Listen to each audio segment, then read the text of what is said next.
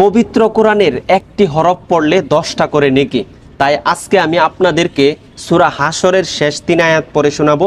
মনোযোগ সহকারে শুনবেন এবং ভিডিওটা শেয়ার করে দিবেন। আউযু বিল্লাহি মিনাশ শাইতানির রাজীম। বিসমিল্লাহির রহমানির রহিম। হুয়াল্লাহুল্লাযী লা ইলাহা ইল্লা হু আলিমুল গায়বি ওয়াশ শাহাদাতি হুয়ার রহমানুর রহিম।